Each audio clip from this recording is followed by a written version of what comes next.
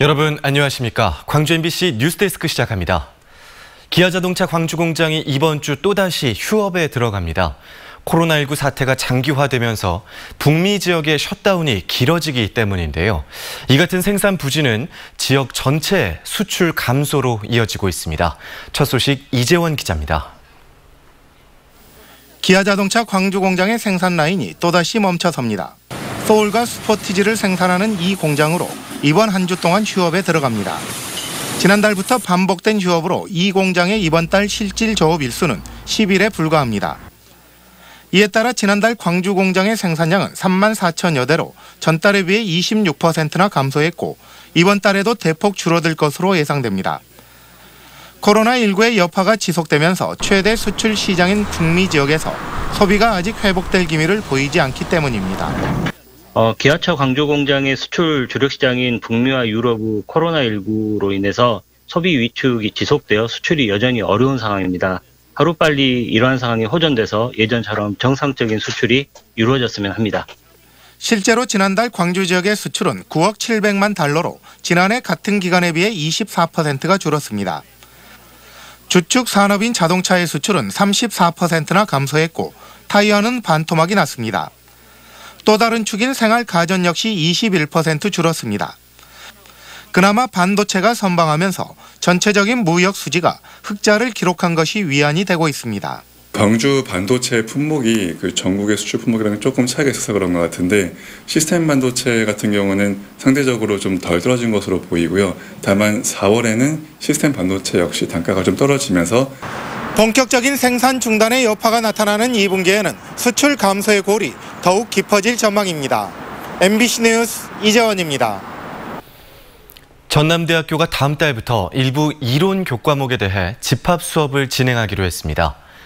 전남대에 따르면 최근 학무회의에서 다음 달 1일부터 일부 이론 교과목에 대해 담당 교원의 판단에 따라 제한적인 집합 수업을 진행하도록 했습니다.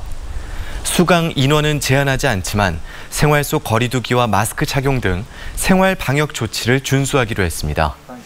이와 관련해 일부 타 지역 학생들은 기숙사 입주가 늦고 이태원 클럽 사태로 인한 집단 감염 우려도 걱정된다며 학생들과 의논하에 학사 일정을 재고해 줄 것을 요청하고 있습니다. 이혼한 50대 남성이 전처에 차량을 들이받는 3중 충돌 사고를 냈습니다. 이 사고로 이혼한 전처가 숨지고 2명은 중상을 입었습니다. 김한수 기자가 취재했습니다. 전남 해남군 마산면의 왕복 2차선 도로에 차량 3대가 심하게 부서진 채 멈춰서 있습니다. 지난 19일 오후 6시 10분쯤 이곳에서 SUV 차량을 몰던 51살 A씨가 마주오던 경찰을 들이받은 뒤 뒤따라오던 소나타 승용차와 또다시 충돌했습니다. 이 사고로 경찰을 몰던 47살 B씨가 숨지고 A씨와 소나타 운전자 등 3명이 크게 다쳐 병원에서 치료를 받고 있습니다. 경찰 조사 결과 사고를 낸 A씨는 숨진 B씨의 이혼한 전 남편으로 드러났습니다. A씨는 이혼 뒤 법원으로부터 접근 금지 명령을 받은 것으로 알려졌습니다.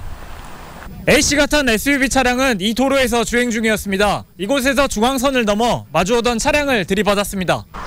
경찰은 지금까지는 단순 교통사고로 조사하고 있습니다. 그러나 어둡지 않은 시간 직선도로에서 사고가 났고 음주운전도 아닌 점, A씨와 숨진 B씨의 관계가 특별하다는 점으로 미뤄 고의사고 가능성도 배제하지 않고 있습니다. 경찰은 A씨의 SUV 차량과 숨진 B씨의 차량을 증거물로 확보하고 교통사고 조사계와 수사과 합동으로 수사를 진행하고 있습니다. 경찰은 A씨가 회복되기를 기다리는 한편 숨진 B씨의 주변인 조사와 사고 차량과 블랙박스를 수거해 정확한 사고 경위를 수사하고 있습니다. MBC 뉴스 김한수입니다. 자전거를 타며 5.18 정신을 기념하는 자전거 민주평화 대행진 행사가 열렸습니다. 이번 자전거 대행진은 오늘 오전 9시부터 오후 1시까지 동호인과 가족 등 200여 명이 참석해 5.18 민주광장을 출발, 국립 5.18 민주묘지를 돌아오는 비경쟁 방식으로 진행됐습니다. 주최 측은 5.18 민주항쟁의 의의와 가치를 각자의 시각에서 다양하게 해석하는 계기를 마련하기 위해 이번 행사를 기획했다고 밝혔습니다. 10년 넘게 표류하고 있는 어등산 관광단지 조성 사업이 기존의 민자 개발 방식으로 재추진됩니다.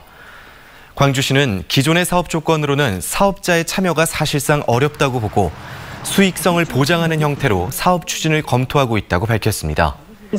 이와 함께 6월 중에 공청회를 열어 각계 단체들의 의견을 수렴하는 등 공공성 확보 방안을 마련할 계획입니다.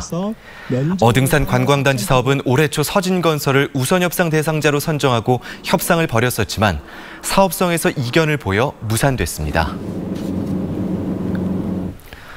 올 하반기부터 광주시 유관기관이 잇따라 설립됩니다. 광주시에 따르면 하반기부터 내년까지 설립 예정인 기관은 사회서비스원, 관광재단, 경제자유구역청 등 6개입니다. 경제자유구역청과 상생일자리재단은 지역 고유의 상황으로 필요성이 부각됐지만 기관들 간의 일부 업무 중복으로 옥상 옥이 될 수 있다는 전망이 제기되고 있습니다. 또 최근 사회서비스원 임원 채용 과정에서 내정설 논란이 제기된 것처럼 새로 생기는 다른 기관장 임명에서도 논란이 제기될 우려가 나오고 있습니다. 광주시가 악취, 소음, 진동 등 환경오염으로 신체와 재산에 손해를 입은 경우 광주지방 환경분쟁조정위원회를 통해 피해 구제를 받을 수 있다고 밝혔습니다. 광주 환경분쟁조정위원회는 당사자 간의 피해 사실 확인 등을 신속하게 결정해 조정합니다.